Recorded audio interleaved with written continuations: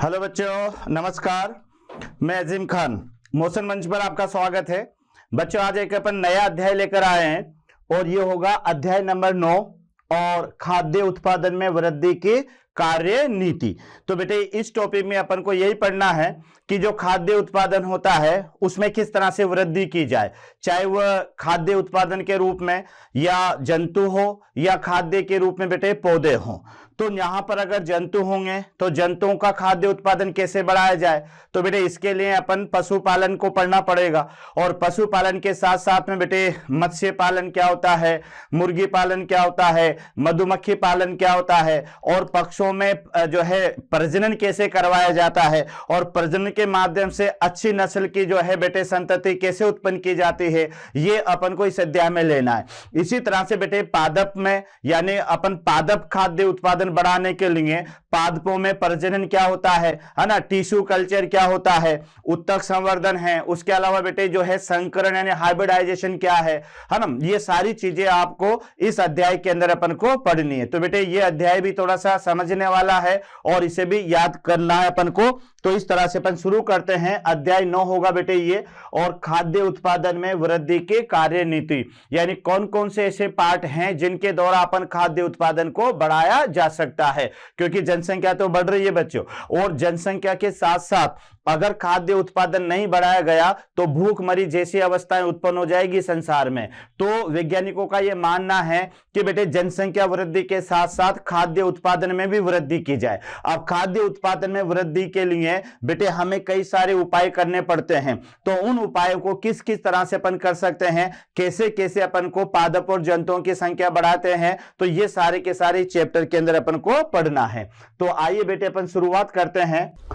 यानी पहले पशुपालन, सबसे पहला जो शुरुआत करेंगे बेटे पशुपालन यानी हार्वेस्टिंग। तो आप देखिएगा बेटे पशुपालन या लाइव स्टॉक जिसको अपन कहते हैं कि किस तरह से, देखिएगा बेटे यानी मनुष्य जब इस धरती पर आया ना तो उसने सबसे पहला बेटे पशुपालन करना ही सीखा।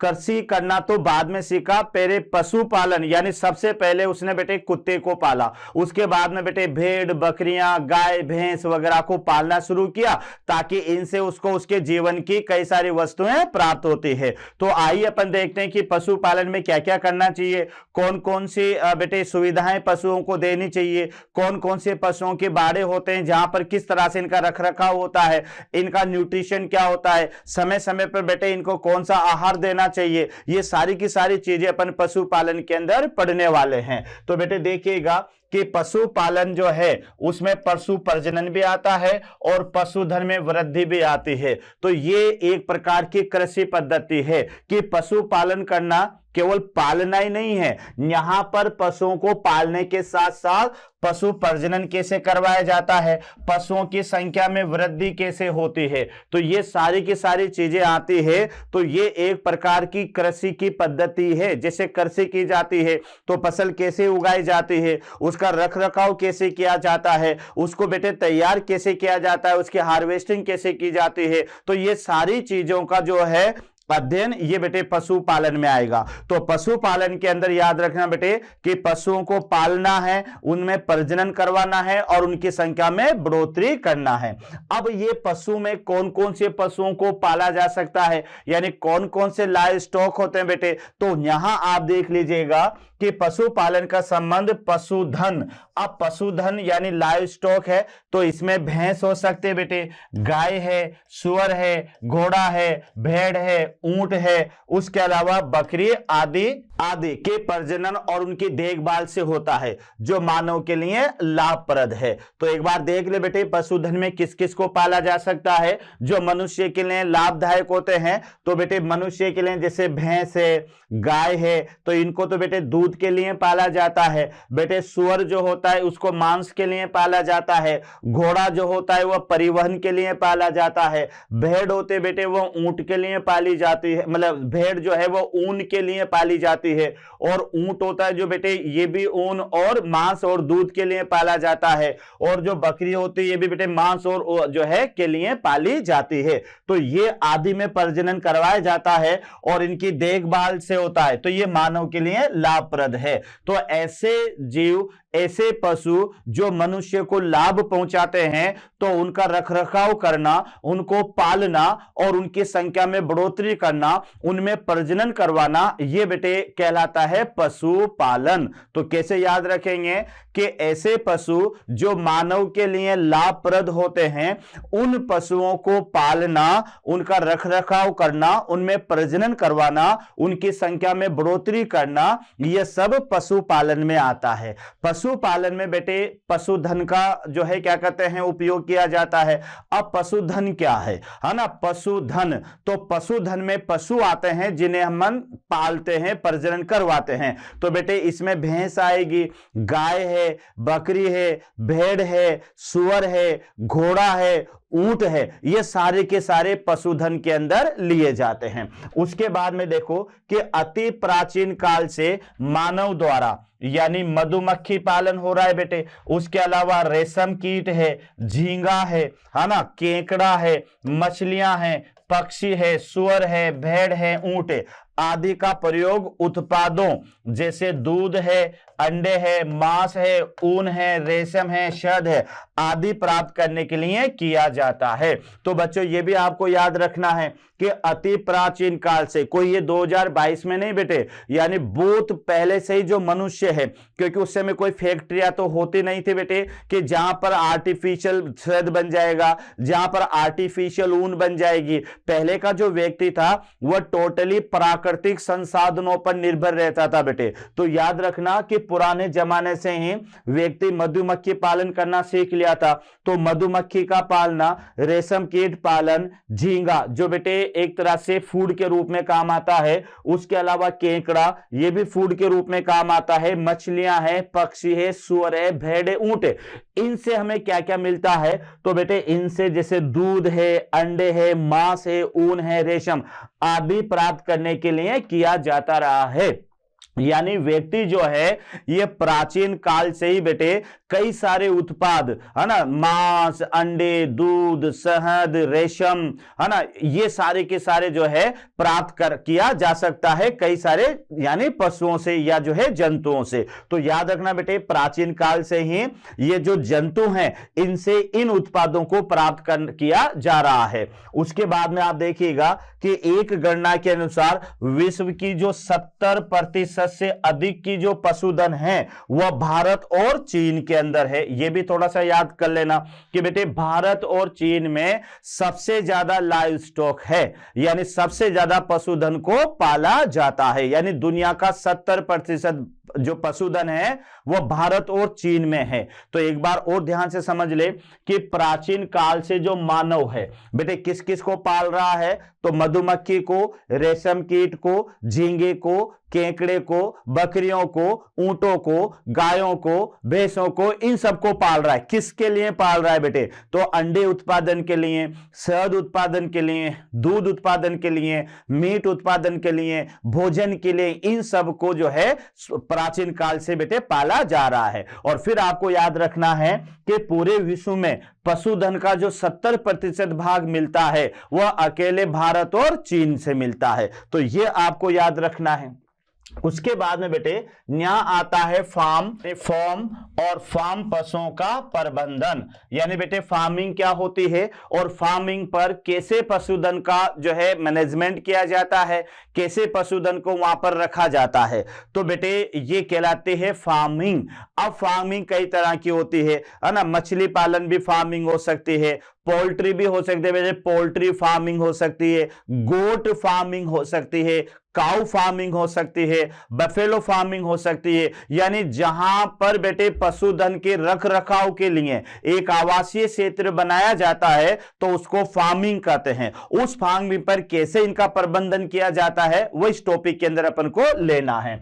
तो बेटे न्याय है विभिन्न पशु फार्मिंग प्रणाली में कुछ प्रबंध और प्रक्रियाएं जिन्हें प्रयोग में लाया जाता है। तो सबसे पहले फार्मिंग आती है बेटे हमारे पास में डेयरी फार्म प्रबंधन, यानी इसको बेटे डेयरी फार्मिंग आप इसको कह सकते हो, यानी डेयरी फार्मिंग।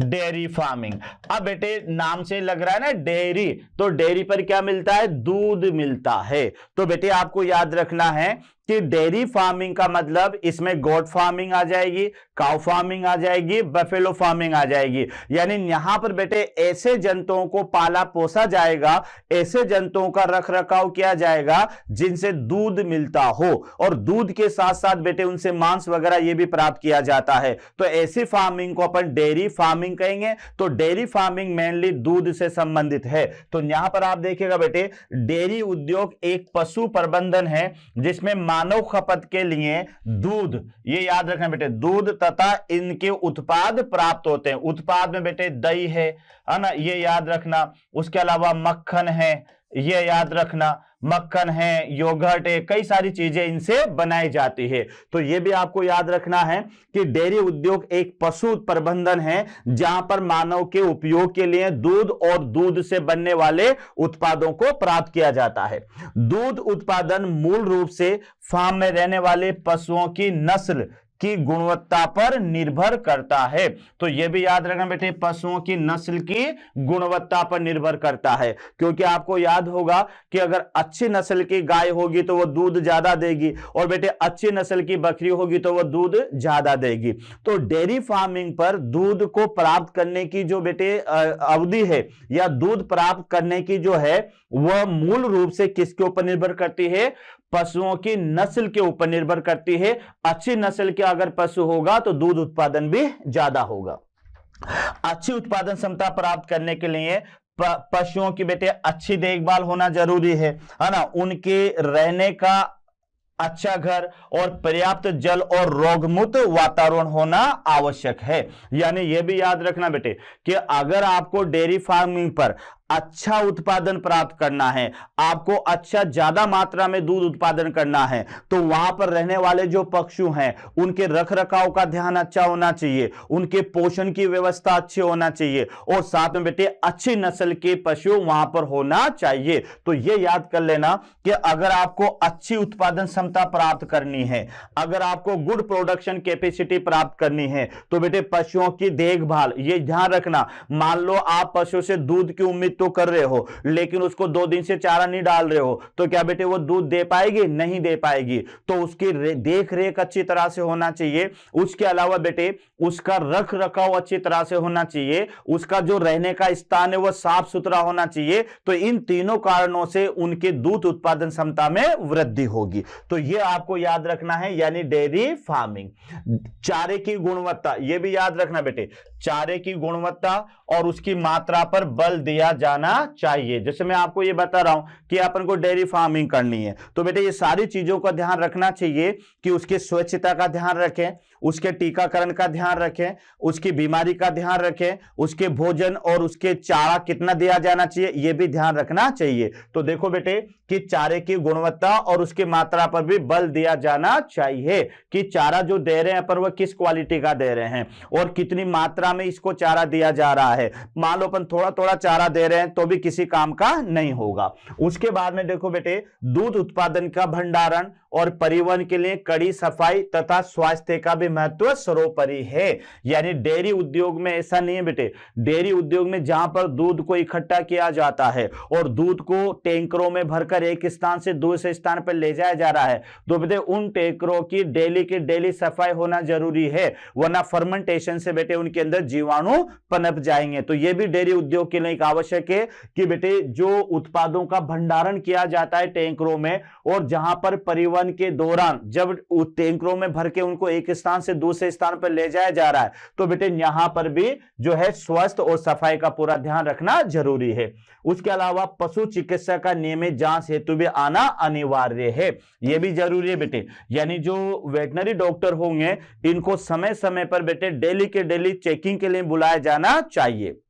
तो ओवरऑल अगर अपन बात करें बेटे यानी जो है पशुपालन की या डेयरी उद्योग की, तो डेयरी उद्योग में ध्यान रखना बेटे कि यहां पर दूध उत्पादन और दूध से संबंधित उत्पादों को प्राप्त किया जाता है, तो यह डेयरी उद्योग में आता है। डेयरी उद्योग के अंदर बेटे ध्यान रखना जो पशुधन है उसके रखरखाव की, उसकी सफाई की और उसके रहने के स्थान की उचित व्यवस्था होना चाहिए। इसको चारे की जो क्वालिटी है वो अच्छी होना चाहिए, कितनी मात्रा में दिया जाना चाहिए ये भी ठीक होना चाहिए। उसके अलावा बेटे ये जो दूध है या दूध से संबंधित उत्पाद है, इनके भंडारण की और इनको एक स्थान से दूसरे स्थान पर जब ले जाते हैं तो उनके पात्रों की समय समय पर सही तरह से स्वच्छ और सफाई रखनी चाहिए। और फिर दूसरा आपको क्या याद करना है कि बेटे समय समय पर जो वेटनरी डॉक्टर है उनसे बेटे फार्म पर रहने वाले जितने भी पशु है उनको समय समय पर चेकिंग करवाना चाहिए। अगर कोई बीमारी है तो उसको तुरंत ही ठीक करवाना चाहिए। कोई बेटे वायरस संक्रमण तो नहीं हो गया, क्योंकि पशु तो नहीं कहेगा कि यार मुझे बुखार आ रहा है मुझे गोली दे दो, है ना बेटे। वो तो अपन को ही ध्यान रखना पड़ेगा कि यार ये पशु चारा नहीं चल रहा है तो इसको तुरंत डॉक्टर के सलाह ले, है ना, तुरंत डॉक्टर से उसका इलाज करवाएं। तो समय समय पर वेटनरी डॉक्टर या पशु चिकित्सक की देखरेख में भी ये होना चाहिए। तो ये तो था बेटे हमारे पास में डेयरी फार्मिंग। और डेयरी फार्मिंग के बाद में उसके बाद में फिर आता है कुक्कुट फार्म प्रबंधन, यानी बेटे इसको आप क्या कह सकते हो, इसको आप कह सकते हो पोल्ट्री फार्मिंग, इसको आप बोल सकते हो यानी पोल्ट्री फार्मिंग, जिसको आप कह सकते हो मुर्गी पालन, मुर्गी पालन। लेकिन बेटे यहां मैं आपको बता दूं कि यहां अपन कहते तो हैं इसको मुर्गी पालन, लेकिन बेटे पोल्ट्री फार्मिंग में केवल मुर्गी को ही नहीं पाला जाता, मुर्गी के साथ में बेटे बतख को भी पाला जा सकता है ना, टर्की एक प्रकार का पक्षी है उसे भी पाला जा सकता है। तो पोल्ट्री फार्मिंग, तो पोल्ट्री फार्मिंग में बेटे मुर्गी और मुर्गी से रिलेटेड अन्य प्रजातियां होती है, जैसे बेटे टर्की है या बतख है। अब इनका दो तरह से उपयोग किया जाता है, एक तो बेटे मांस के लिए इनका उपयोग किया जाता है और एक जो है अंडे उत्पादन के लिए इनका उपयोग किया जाता है। यहां भी आपको अधिकतर यही बातें याद करनी है। तो पोल्ट्री फार्मिंग के भी बेटे साफ सफाई की उचित व्यवस्था होना चाहिए, है ना। यहां पर भी बेटे चिकित्सक की देखरेख समय समय पर होना चाहिए। कई प्रकार के बेटे बर्ड फ्लू वगैरह वायरस संक्रमण हो जाता है, तो इस समय इन पशुओं को पक्षियों को यहां से बचाना चाहिए। तो आप देखिएगा कि बेटे यहां पर इसको कुक्कुट परपार, यानी कुक्कुट का माने क्या होता है, तो कुक्कुट का माने पालतू कुक्कुट होते हैं। जैसे कि एक वर्ग है जिसका प्रयोग भोजन के लिए, एक तो याद रखना बेटे भोजन के लिए, भोजन के लिए का माने बेटे मांस के लिए, है ना, और साथ में अंडों के प्राप्त करने के लिए किया जाता है। तो ये तो याद कर लेना बच्चों कि जो कुक्कुट पालन होता है या पोल्ट्री फार्मिंग होती है, ये दो उत्पादों को प्राप्त करने के लिए की जाती है। एक तो बेटे ये जो कुक्कुट होते हैं, मुर्गी होते हैं, उनसे मांस प्राप्त करने के लिए और साथ में अंडे प्राप्त करने के लिए ये फार्मिंग की जाती है। तो याद रखना बेटे कि कुक्कुट या जो है पालतू कुक्कुट का एक वर्ग है ना, जिसका प्रयोग भोजन के लिए और उनसे अंडे प्राप्त करने के लिए यह किया जाता है। पारंपरिक रूप से कुक्कुट में क्या क्या बेटे, कुक्कुट का माने तो मुर्गी हो गई, उसके अलावा बतख है तथा कभी कभी टर्की और गीज, ये ध्यान रखना, आदि शामिल किए जाते हैं। तो कुक्कुट का माने बेटे यहां पर याद रख लेना यानी मुर्गी का ना, कुकुड़कू, तो कुकुड़कू कौन करती है, मुर्गी करती है या मुर्गा करता है। तो ये मुर्गी या मुर्गे को किसमें शामिल करोगे, कुक्कुट में। तो बेटे कुक्कुट पालन के अंदर तो देखो क्या क्या किया जाता है प्राकृतिक रूप से, एक तो मुर्गी, बतख, टर्की और गीज, इनको कुक्कुट पालन में शामिल किया जाता है। तो अकेले याद रखना पोल्ट्री फार्मिंग में बेटे कुक्कुट को ही नहीं लिया जाता, कुक्कुट के साथ साथ में टर्की है, गीज है और बतख है। और किस काम के लिए बेटे ये पोल्ट्री फार्मिंग होती है, तो भोजन के रूप में और अंडे प्राप्त करने के लिए पोल्ट्री फार्मिंग की जाती है। अब देखो बेटे कि कुक्कुट यानी पोल्ट्री शब्द का प्रयोग इन पशुओं के मांस के लिए ही किया जाता है, यानी बेटे बहुत बड़ा उद्योग है, ध्यान रखना ये पोल्ट्री फार्मिंग, है ना। जैसे चिकन, बॉयलर, इनका तो नाम आपने सुना ही होगा। तो बेटे यहां पर ये जो पोल्ट्री फार्मिंग की जाती है, ये गीज से, टर्की से, कुक्कुट से, बतख से मांस प्राप्त करने के लिए और इनसे अंडे प्राप्त करने के लिए ये फार्मिंग की जाती है। डेयरी उद्योग की बात ही कुक्कुट प्रबंधन के लिए भी याद रखना बेटे, यानी जिस तरह से अपन ने डेयरी उद्योग में क्या क्या कहा था कि अच्छी नस्ल के पशु होना चाहिए, साफ सफाई से होना चाहिए, उनके चारे की व्यवस्था से होना चाहिए, साफ सफाई की व्यवस्था से, इसी तरह से बेटे यहां पर जो कुक्कुट पालन है इसमें भी अच्छी नस्ल की जो है बेटे कुक्कुट होना चाहिए ताकि अंडे उत्पादन ज्यादा से ज्यादा हो सके। अच्छी तरह से साफ सफाई की व्यवस्था होना चाहिए, अच्छी तरह से इनके भोजन और दाने की व्यवस्था होना चाहिए। तो आप देखिएगा बेटे कि डेयरी उद्योग की भांति ही, है ना, कुक्कुट फार्म प्रबंधन के लिए भी उपयुक्त नस्लें, उसके अलावा सुरक्षित फार्म की परिस्थितियां, उसके अलावा सही आहार और जल और साथ में साफ सफाई की व्यवस्था महत्वपूर्ण घटक है। तो ये तो कोई सी भी फार्म हुई बच्चों, ये आपको याद रखना है कि यहां पर अगर डेयरी उद्योग है तो डेयरी उद्योग की भांति ही याद रखना कुक्कुट उद्योग के अंदर भी बेटे एक तो अच्छी नस्ल होना चाहिए, ये याद रखना। उसके अलावा बेटे क्या याद रखोगे, सुरक्षित फार्म हाउस की परिस्थितियां। ऐसा नहीं फार्म हाउस में जगह जगह पर बिल बने हुए हैं, डेली बिल्ली जाए और एक मुर्गी उठाकर ले जाए, तो बेटे सुरक्षित फार्म हाउस होना चाहिए। उसके अलावा सही सही आहार और जल उनको मिलना चाहिए, समय समय पर दाना उनको मिलना चाहिए, समय समय पर पानी उनको मिलना चाहिए, और साथ में बेटे सफाई और स्वास्थ्य की भी महत्वपूर्ण जो है व्यवस्था होना चाहिए। तो ये सारी की सारी पोल्ट्री फार्म पर भी जरूरी है। उसके बाद में आप देखिएगा बच्चों कि तीसरा आता है पशु प्रजनन, यानी जो है इसको एनिमल ब्रीडिंग कहेंगे बेटे अपन, एनिमल ब्रीडिंग, एनिमल ब्रीडिंग यानी पशु प्रजनन, यानी पशुओं में किस तरह से प्रजनन करवा करके और बेटे यहां पर इनकी संख्या में बढ़ोतरी की जाती है। तो बेटे पशु प्रजनन जो है ये एक तो प्राकृतिक तरीके से करवाया जाता है और एक बेटे आर्टिफिशियल इंसीमिनेशन होता है जिसको कृत्रिम वीर्य सेचन कहते हैं, उसके माध्यम से भी बेटे पशु प्रजनन करवाया जाता है, जिसमें अच्छी नस्ल के नर और मादा को लिया जाता है और उसके शुक्राणु को लेकर और मादा के शरीर में पहुंचा दिया जाता है। तो बेटे यहां पर आप देखिएगा कि पशु प्रजनन पशु पालन का एक महत्वपूर्ण पहलू है, यह भी याद रखना बेटे, क्योंकि अगर पशु पालन करना अपन करते हैं तो बेटे पशु प्रजनन करवाना आना चाहिए। अगर पशु प्रजनन करवाना नहीं आएगा तो वह पशु पालन में बेटे वो पूरा जो है कर ही नहीं पाएगा, याद रखना। तो पशु पालन में पशु प्रजनन एक मुख्य पहलू है। उसके बाद में देखो पशु प्रजनन का उद्देश्य क्या है बेटे, तो पशु प्रजनन का उद्देश्य है पक्षों के उत्पादन को बढ़ाना तथा उनके उत्पादों की वांछित गुणवत्ता में सुधार करना है। भाई पशु प्रजनन करवाकर क्या करना है, तो बेटे पशु प्रजनन करवा करके पशुओं की संख्या में बढ़ोतरी करना और साथ में उन पशुओं से जो उत्पाद मिलता है उसकी गुणवत्ता में सुधार करना। जैसे मान लेते हैं बेटे कि अगर बाय द वे कोई भेड़ है, अब एक साधारण भेड़ है जो ऊन कम देती है, लेकिन अगर उसकी अच्छी नस्ल की भेड़ के साथ में प्रजनन करवा दिया जाए तो ऐसी भेड़ प्राप्त होगी जिससे अच्छी नस्ल की ऊन प्राप्त होगी। कोई साधारण गाय बेटे दूध कम देती है, लेकिन ऐसी नस्ल की गाय से उसका प्रजनन करवा दिया जाए जो कि दूध ज्यादा उत्पादित करती है, तो उनकी संतति होगी, उसमें उत्पादन क्षमता ज्यादा होगी। तो पशु प्रजनन जो होता है वह पशुओं की संख्या में बढ़ोतरी करने में भी मदद करता है और साथ में बेटे उनसे प्राप्त होने वाले जो उत्पाद है उनकी गुणवत्ता में भी वृद्धि करता है। तो यह आपको याद रखना है। पशुओं का वह समूह जो वंश और सामान्य लक्षणों जैसे दिखावटी, आकृति, आकार आदि में समान हो तो वह एक ही नस्ल के कहलाते हैं। वह क्या कहलाते हैं बेटे, एक ही नस्ल के कहलाते हैं। यानी पक्षों का वह समूह जो वंश में भी समान हो, सामान्य लक्षणों में जैसे दिखाई देना समान है, आकृति सेम है, आकार सेम है ना, गुण सेम है, तो बेटे वह एक क्या होते हैं, वह एक ही नस्ल के होते हैं, है ना, नस्ल। तो याद रखना बेटे, कहते ना यार ये तो इस नस्ल की गाय है, ये इस नस्ल की बकरी है, ये इस नस्ल की बकरी है।